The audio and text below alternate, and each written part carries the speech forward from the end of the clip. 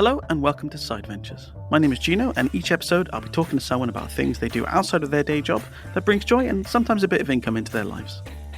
In this episode, I'm joined by Gemma Clatworthy, a risk manager by day, but outside of her day job, Gemma is an author working in a few different genres. In our discussion, we talk about exhausted pigeons, guilds of tea makers, a new genre of storytelling, how multiple authors are collaborating to share stories in a single world, and what it's like when a fan loves your character so much they take things to a whole new level of fandom. Gemma, hello. If you can introduce yourself and tell us a bit more about your day job, please. Hi, Gino. Great to be here. I'm Gemma, and I work in risk management for a FinTech company, which I quite enjoy. I'm quite geeky and I like that kind of thing. But it's not necessarily the most creative of outlets. So my side hustle is that I write mainly fantasy novels in my spare time. And so, you've got a day job. Risk management sounds like it's quite intense and quite time consuming. Where do you find the time to do this side hustle and this side project? It's a very good question. So organisation is one of my superpowers. So I've got into a nice routine where I get up about 6, go downstairs and get straight to writing. And that lasts until 7 o'clock. And I have young kids as well, but they now know that is mummy's writing time. I'm very protective of it. And unless, someone's injured or the house is on fire, they know to leave me alone. And I'm happy to kind of talk more about that routine if you want to get into it. So I can write roughly 1,000 words an hour. So that gives me about 1,000 words in the morning. And it's really great to start off the day with that creative outlet. And then it's kind of into the getting ready for school and work routine, then the day job, and then in the evenings, depending on what's going on after the kids have gone to bed, I normally get in another hour or so. That could be writing, it could be looking at covers, it could be social media stuff, advertising, all that good things. So yeah, I would say it's roughly a couple of hours a day that I spend on my side hustle, fitting in around family life. That's very important to me, that I can make that work and be present for the kids sort of for the majority of the time, and fit it in around them.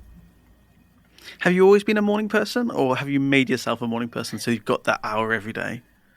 I describe myself as neither a morning person nor a night owl. I'm some sort of exhausted pigeon that flutters between the two. But so my husband works an early shift, so he gets up at 6 anyway. So it's quite easy for me to get up at roughly the same time as him and get straight to it. So yeah, it fits nicely. And so let's say you've had a bad night's sleep. One of the kids has been up with nightmares. You wake up. You really want to get those 1,000 words done in that hour. Like, how do you push through that feeling of, I'm tired, I don't want to do it today? Do you do it every day, or do you sometimes give yourself a day off? Like, how does that work for you in terms of repeating what you're doing? So I do tend to do it every weekday, so Monday to Friday. I'm not a saint. I might get up at like 6:15 or 6:30, and then obviously I don't get the same amount of word count down. But if I can get at least a couple of hundred words, that still, to me, feels like I'm making progress with a book. And just for your listeners who might be wondering, 1,000 words an hour sounds like quite a lot. How does that equate into a novel? So the novels that I write tends to be around 50,000 words. Some are a bit less. Some, I think the longest goes to like 65,000. So that basically means that if I'm doing 1,000 words a day, which is what I aim for between, morning sessions and maybe picking up in the evenings as well, I can get a book written in a couple of months, as in a first draft down. Obviously, that's not the end of it. There's an editing and beta reading and all that good stuff that happens afterwards. But in terms of the initial first draft, it means it takes me between, I would say, 2 and 3 months to get that down. So let's talk about the book specifically. What kind of books are you writing? I mean, I've read a few of them, so I kind of cheated here. Yeah, so I really love mixing the magical with the mundane. And while I started off publishing children's books, what I write now are more stories for me and that I enjoy. So I write urban fantasy, which is very much the modern world as you know it today, but with magic. So imagine elves and dwarves and things roaming around with their mobile phones out and that kind of thing. So I've got one pure urban fantasy story, which is set in Cardiff. That was my first series. And then my current series, which book 5 has just come out on, is more of a cozy witch mystery set in the Cotswolds. So I'm describing that as cozy urban fantasy. So it's set in the same world, but just a slightly cozier vibe. And for next year, so the books that I'm writing at the moment, this gives you some idea of how far ahead I write as well, are going to be pure cozy fantasy, which is sort of high fantasy. So think, Tolkien-esque, but low stakes. So more along the lines of, will someone manage to open a bakery than end of the world type stuff. But it's a new genre that kind of got invented by a book called Legends and Lattes by Travis Baldry a couple of years ago. And I love it. I love all that small world, small stakes kind of thing. So I'm collaborating with a load of other authors on this new shared world called Cozy Vales, which is very exciting. That's really interesting. So there's been kind of a turn away from, like you said, the high-risk, world-ending storylines. And was it Legends and Lattes, did you say it was called? Yeah. The original book. So that's kind of created its own genre now. And you just said you're working with a bunch of other authors. So is it quite a collaborative environment you find with other authors? Because I imagine everyone's kind of vying for a similar audience if you're working in the same genre. Do you find that people are quite competitive, or do you collaborate and work in the same world and share ideas? How does that work? So I have actually found it to be really collaborative. So I'm an indie author, which means that I self-publish my books, and that community is so willing to share what's worked for them, what hasn't worked for them. I haven't experienced any gatekeeping or anything. Everyone's very happy to share, softwares that work, launch approaches book launch approaches that work for them. And this group that I'm working with on Cozy Vales, which is a bit more of a pure collaboration because it's all shared world, what I'm loving about that is that we're able to share the creativity, and people have ideas and we're posting them all in Discord channels. So I've come up with a guild for tea makers, and they have a secret sign, which is like they make the shape of a teapot, in this the children's nursery rhyme, I'm a little teapot, that kind of thing. So that's one of my contributions. And other people are contributing different things around like how the government might work, what sort of jobs there might be. And it's just great to have all that creativity come together, and I find it really inspiring. I've seen a meme about this, which may not translate on audio, but it's not that we're horses in a race. Authors are more like possums in their own trash cans, and you kind of get out at your own time and in your own way, and it would all be slightly different. And what works for some people might not work for other people, which is why it's so great to share experiences. I absolutely love that. And I love the idea of this guild of tea makers that you've got that make the teapot sign. But does that mean then that people who are working in the same world and writing completely different stories, can they refer to your characters in your guild? Is that how that works? There's an overlap between this. Yeah, so we've got a shared world source book. So anything that goes in that source book is fair game for any of us writing in that world. So there are some shared towns and shared parts of this queendom that we're all writing about. But there are also some separate parts. So the main idea is that when we get into the more of the novels, because the idea is that we're all going to publish some novels or different stories in this world, I will have my own veil with my own characters that probably won't really be shared, but there will be elements of the shared worlds that come in. So there might be special types of food and drink or certain guilds that are referred to.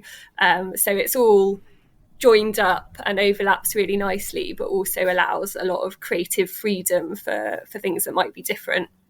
But yeah, it's really, really interesting, and we're all trying to write in a way that works for us and doesn't break this shared world, and I'm really enjoying it. And why tea makers? Because I have a tea shop in my vale, so we all have these different vales, called the Cozy Lobster is my tea and coffee shop. Reasons for that will become apparent once the story's out, which will probably be late next year. But I just wanted, the people in my vale are quite inventive and they like sort of joining guilds and pushing the boundaries of things. So I thought, it'd be fun if they were part of both a coffee guild and a tea guild. And then so I came up with I think it's the Worshipful Guild of Tea Masters or something is the name for it. And then a little bit of flavour around the types of things they do and this secret sign that they have between them. It's good fun. It is absolutely good fun and absolutely wonderful. And you know what? Having read some of your other books, there's a particular scene in the series of books that are set in Cardiff, which is where I'm from. One of the things I love about it is that it's modern day. So like you said, you've got magical creatures and magical items interacting with cars and mobile phones and local places. And of course, I recognize the places that you're writing about in these books.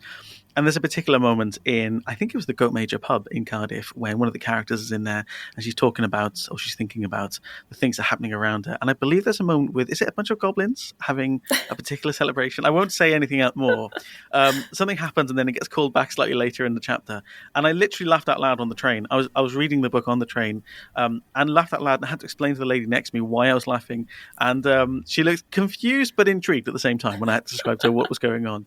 So there's definitely an element of fun through these books. Is that something you wanted to make sure you kept through all your different series and different books? So obviously there's some really serious plot lines that happen in that first series that are quite challenging and, you know, life or death situations that go on, but there's always this fun element that runs through it. Is that something you are really keen to keep throughout your books, no matter what the stakes, I guess?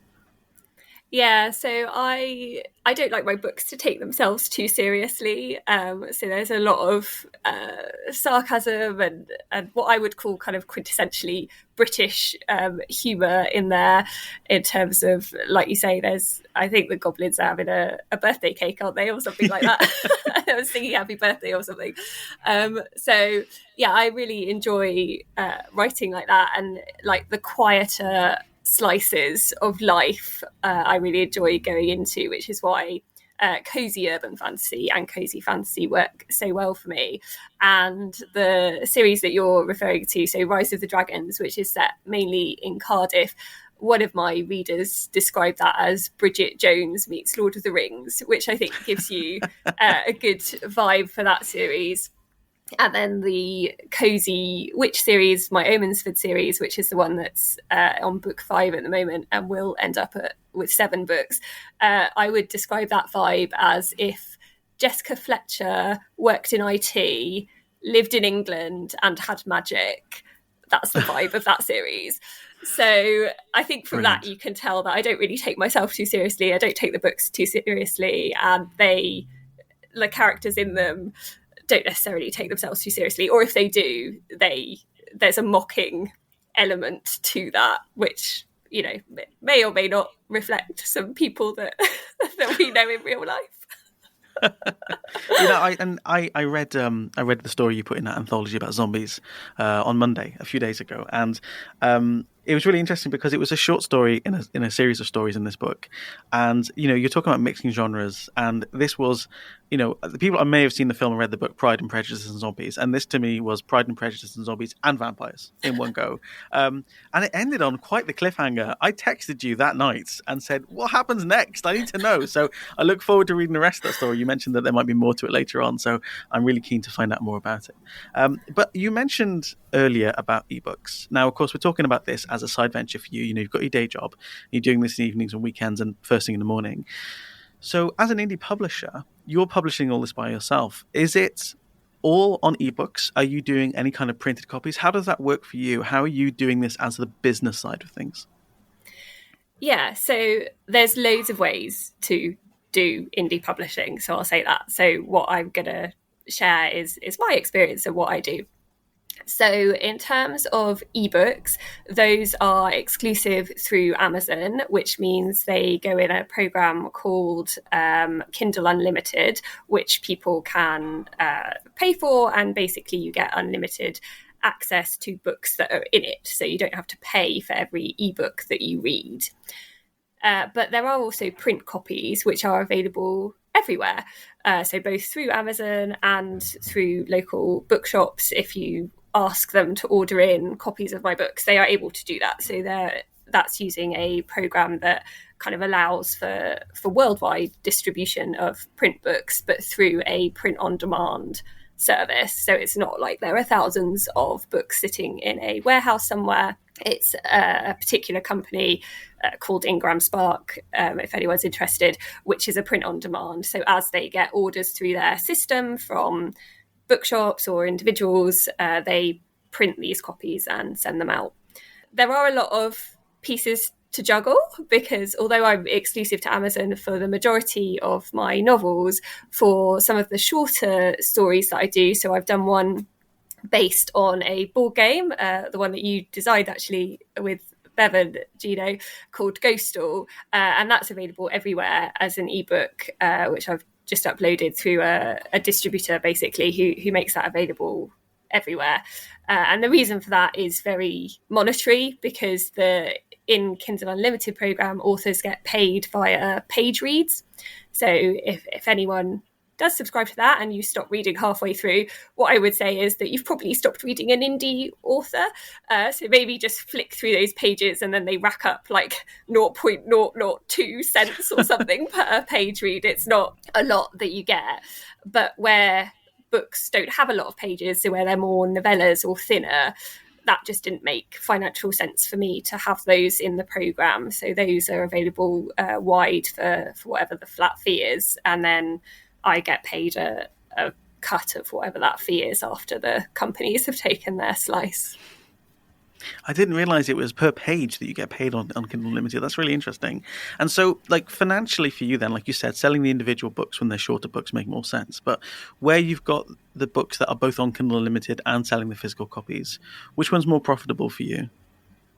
Oh, that is a very good question. I think it is the print copies, but only just because of how I price them. So because they're in Kindle Unlimited, it's not as profitable as if people were buying the books as in ebooks, which I think they're set at like $2.99 or something standard. There's a sale at the moment for Bed Socks and Broomsticks, which is book one in the Omensford series. It's on at 99p. So that'll be running up until just after Christmas, if any of your listeners are interested in trying that out for a cheap amount. And I will be getting, I don't know, like pence for it being at 99p. So I think, if people pay for it, it's actually more profitable for me. But the benefits of being in Kindle Unlimited, which I know because I am in it as a reader as well, is that you're more likely to try authors that you haven't heard of, because you pay this one-off fee or monthly fee, whatever it is, to access all of these books in Amazon's library effectively. So if you don't like it, you can just stop and choose a different one. It's not costing you. Whereas if you're spending a few quid on an ebook version for an author you've never heard of and then you don't like it, it's quite a bit like, it's a bit more disappointing, a bit more of a financial commitment for the readers. But it's good. I'm enjoying it, and I'm liking getting discovered. And when I check the numbers and things, you're like, oh my goodness, like how many hundred people have read my book, or I've got like over 100 followers on Amazon and they're all people that I don't know. It's amazingly validating. Gemma, we've talked about the fact that you've written a number of books now that you've published in print and you've published digitally, and they're being sold on the internet. How are you finding the income from that now as you're developing more and more books? And hopefully as that goes on, as I can imagine, you're selling more books, there are more books to sell, there's more income coming in. Is the long-term goal at some point, and as it goes on time, like how does that look for you? Yeah, so I mean, it would be amazing to be able to quit my job and do this full time. And I am very proud to know indie authors who have done just that. So it's definitely achievable as a goal.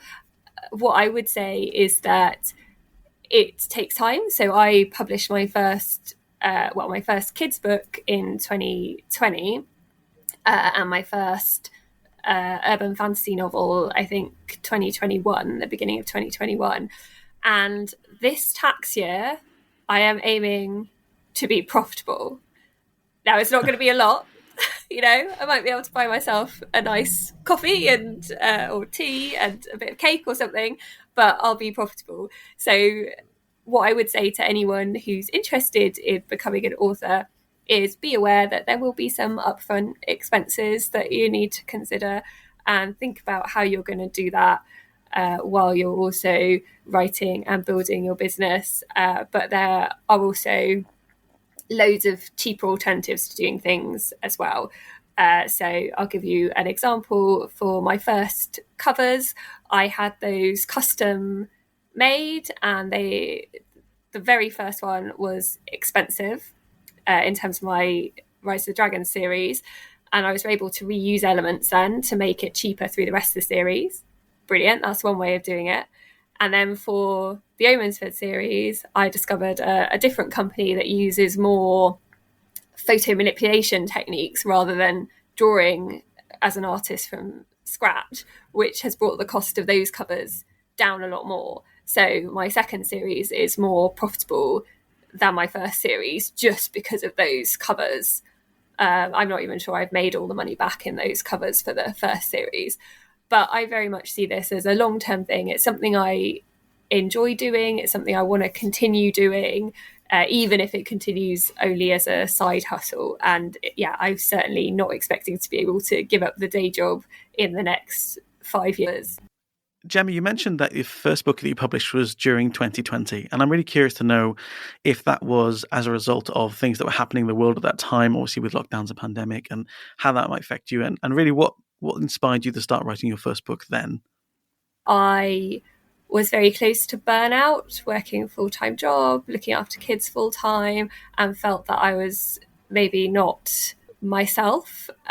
So I took the time that I would have used commuting to sort of took that back and reclaimed it a bit, and decided that what I wanted to do was write, and started off by kind of journaling, then wrote my first kids book, which was called The Girl Who's Lost Her Listening Ears, which gives you some idea of how our lockdown experience was going. And then that catalyst really kickstarted kind of writing a few more children's books, and now writing full-length novels for grown-ups, in a way, I see writing as being the thing which frees me and keeps me sane and keeps me as me. And having got so close to burnout, I'm really protective of my mental health. So the other question that I'm sometimes asked is, why don't you publish more books a year? Because some indie authors, can write at terrific speeds and get out 12 books a year, and I'm at 4, which is still like a lot, I think. So one of the reasons why I don't pursue that rapid release type model is to try and protect that mental health and make sure that this is sustainable, because as I've said, it's something that I want to keep doing for a long time, and I need to make sure that I can do that in a way that's not impacting on my family or on my health. Thank you for that, Gemma. How did it feel when you saw the first person who you didn't know pick up a copy of your book or read your book? How did that feel?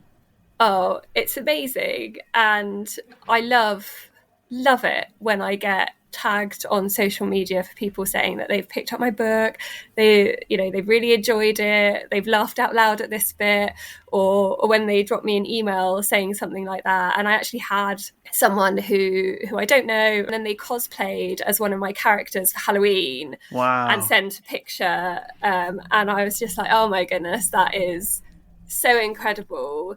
And people saying that they're really enjoying the books, or like a particular scene has really either made them laugh, or another indie author said that they had a cold recently and they just curled up with Bed Socks and Broomsticks in the Omensford series, and it was just exactly what they needed.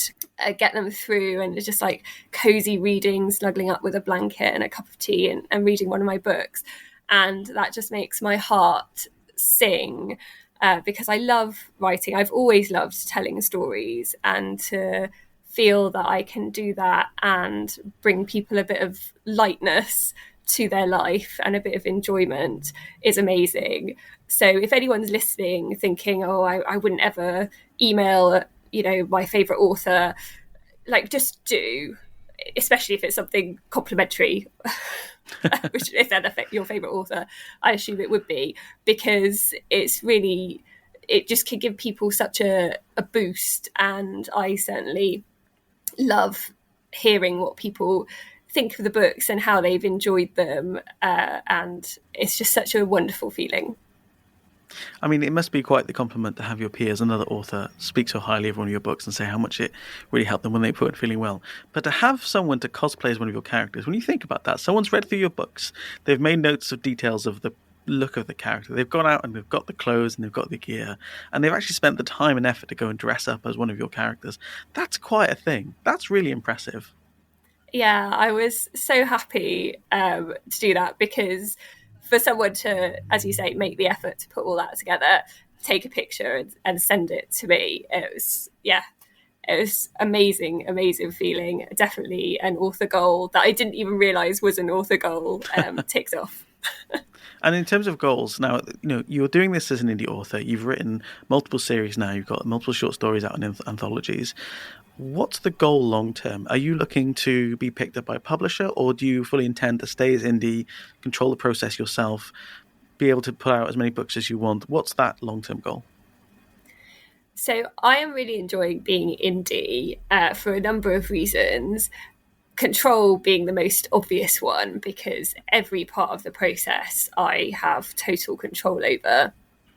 From audiobooks, from what's the cover going to be, from who's my editing team, which platforms I distribute through. That's all under my control, which is also one of the most overwhelming parts of being an indie author, is there is so much to think about from a business side. It's not just write everything down and then that's job done. There are a lot of other parts to think about. So that would be the first reason why I'm loving indie. The second is speed. So traditional published authors, and you'll notice this, they tend to only get one book out a year. And that's not necessarily linked to the speed with which they write, but it's the speed with which the publisher decides to publish them. So at the moment, I'm putting out about 4 novels a year, and then a number of short stories to various anthologies, as you've mentioned.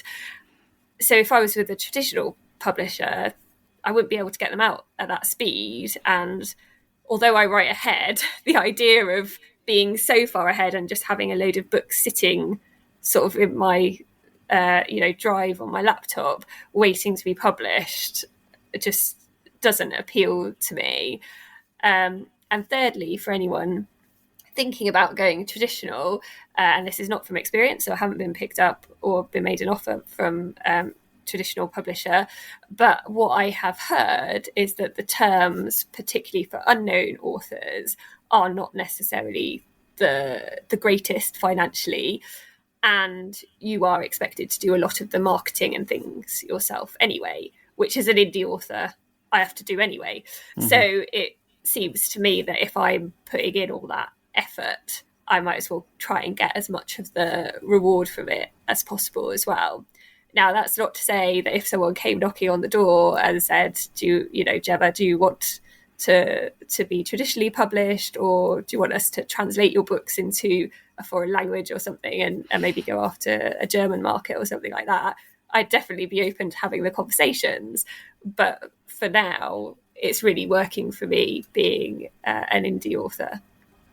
I suppose with a more traditional author, then what they're offering is scale and exposure, right, to a bigger audience. So there's that balance, I suppose, between one book reaching many people in a year versus, 4 or 5 books you're putting out, but perhaps going to a smaller audience.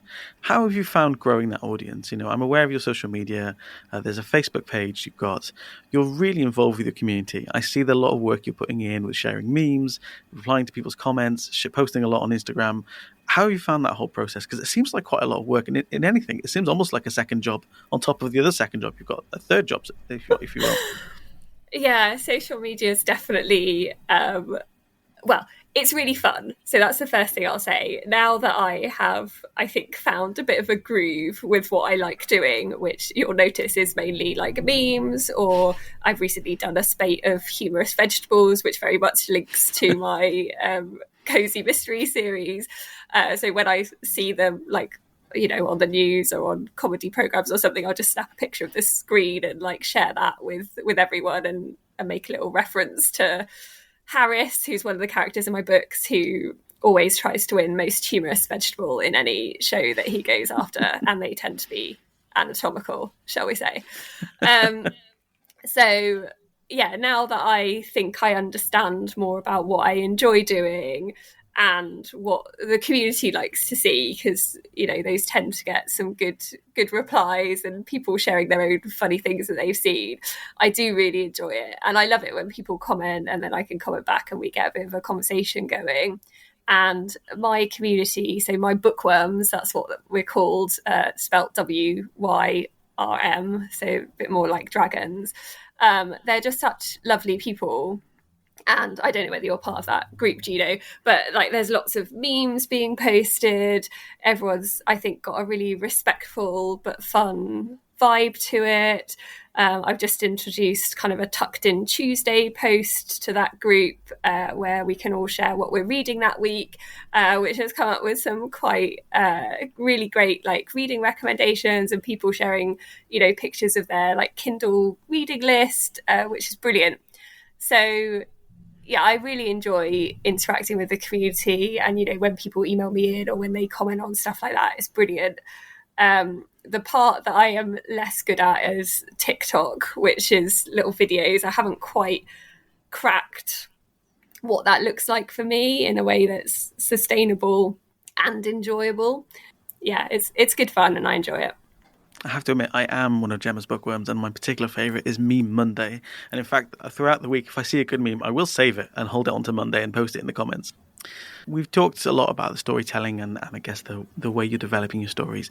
How much of it comes from you? I managed to get asked this quite a lot. How much of your stories comes from your lived experiences, people you live with, things that happen to you in real life? How much do you take from that as an inspiration versus coming up with completely random ideas out of nowhere?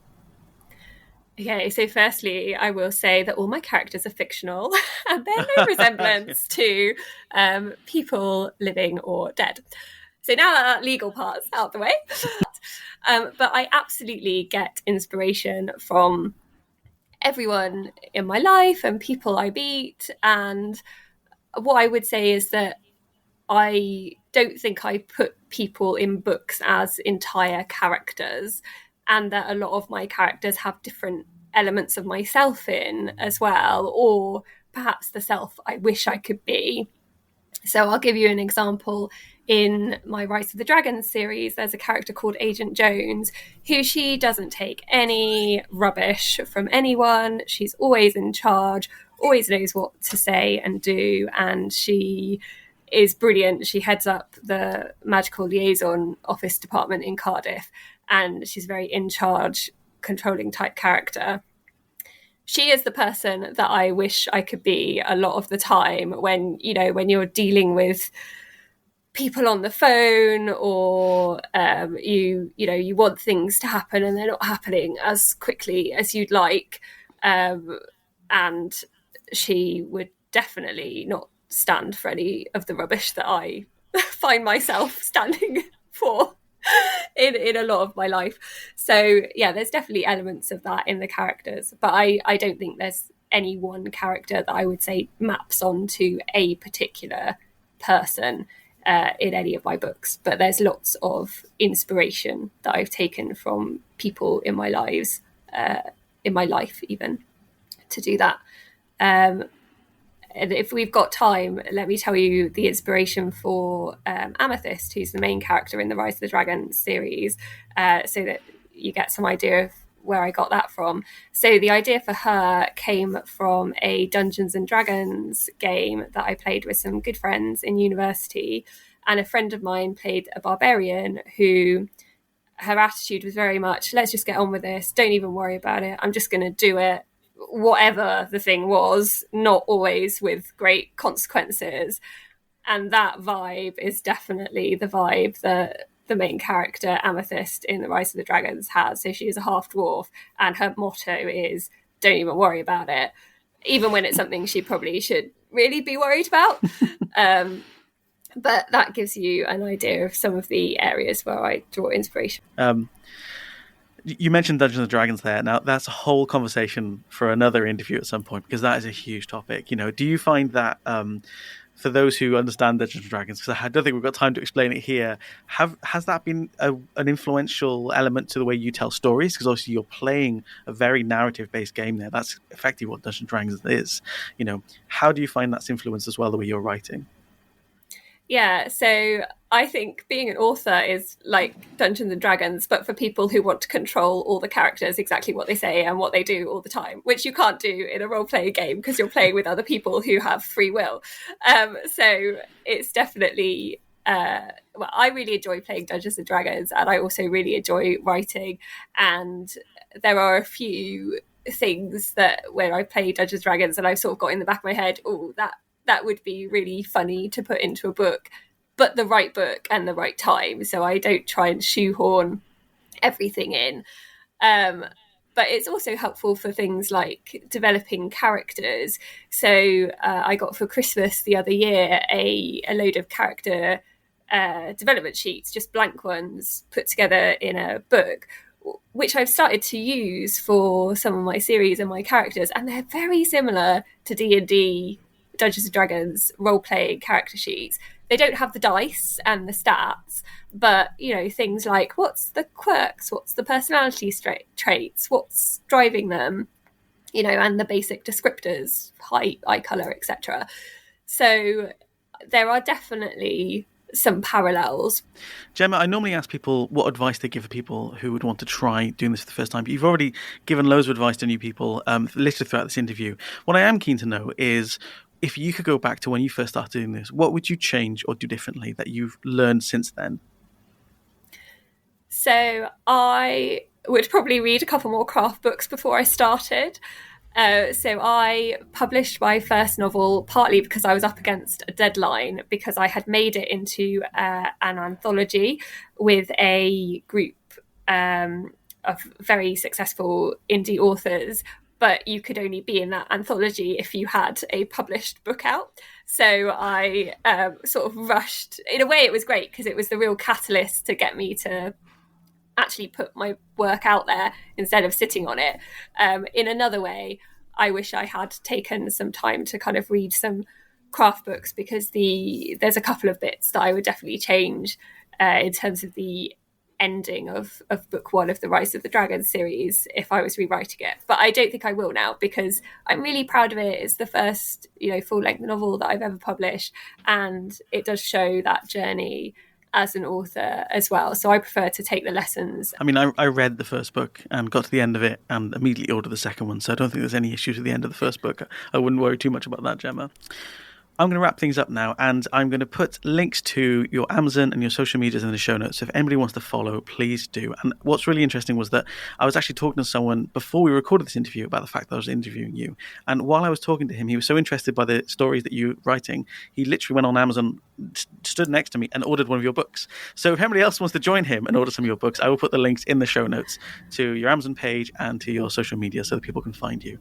Is there anything else you want to say about or tell people where they can find you or connect with you on the internet before we go?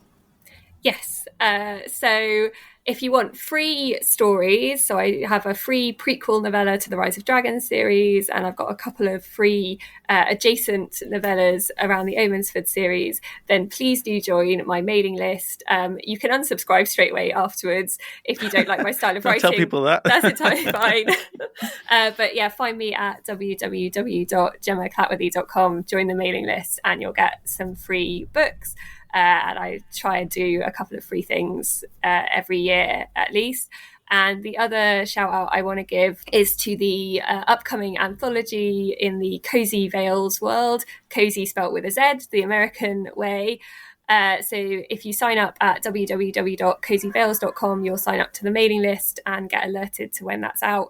It will be out at some point in December, and the anthology will be free across all ebook platforms.